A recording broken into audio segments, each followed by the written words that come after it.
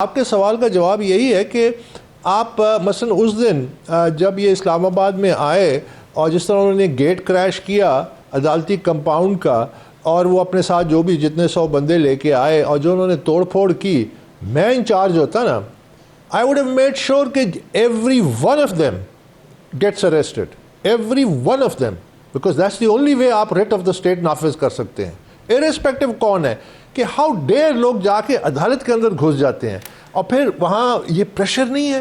جج یہ تو اوپنلی ایک قسم کا اکبر صاحب اس وقت عمران خان کے پولیٹیکل اپوننٹس یہ کہتے ہیں کہ عمران خان اب بھی لاڈلا ہے، عمران خان کے حمایتی اب بھی کچھ اداروں میں بیٹھے ہوئے ہیں.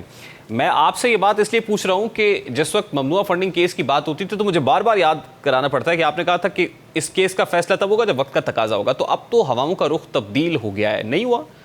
کیا واقعی عمران خان اب بھی لاڈلا ہے؟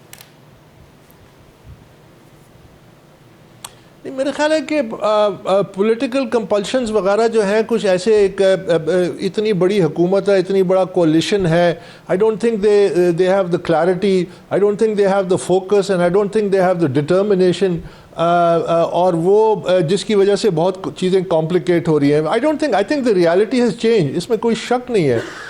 There is nothing stopping implementing the لا.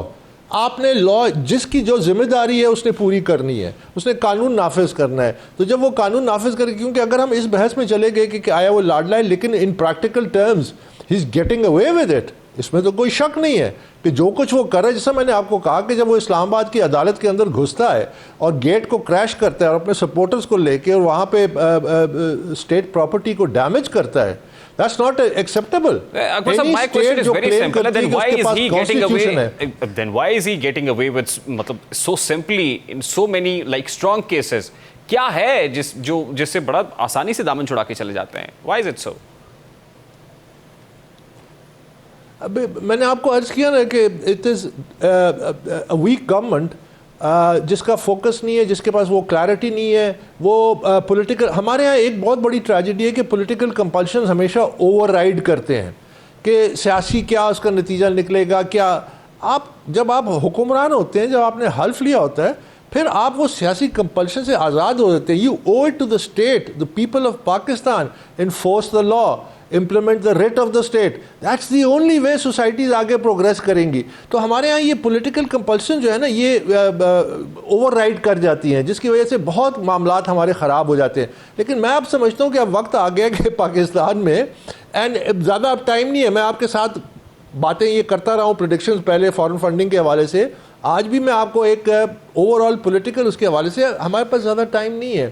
اور اس وقت ہمارے پاس سب سے بڑا چیلنج کیا ہے کہ آئینی طریقے سے آئین کو نافذ کریں، کیونکہ یہ ایک آئین جو ہوتے ہوئے ہم اکنامک کولیپس میں چلے گئے، آئین کے ہوتے ہوئے ہم ایک سیاسی انتشار میں اتنے ڈوب چکے ہیں کہ یہاں لوگوں کو انتہائی پریشانی ہے. لیکن اکبر صاحب آج آئین کے ہوتے ہوئے دوبارہ آئین تحریر کرنے کی باتیں ہو رہی ہیں. مطلب بہت سارے کیسز میں، خاص طور پہ ان ریسنٹ پاس آرٹیکل 63 کی تشریح میں کچھ لوگوں کا خیال یہ ہے کہ وہ ری رائٹنگ آف دا کانسٹیٹیوشن تھی.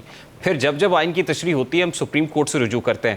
پھر خاص طور پہ اس وقت جو حکومت ہے وہ عمران خان پر یہ بھی چارج لگاتی ہے کہ اس وقت ایک خاص ٹولے نے، پرٹیکولر فیسز نے عمران خان کو لانچ کیا، پھر اس پروجیکٹ کی آبیاری ہوئی.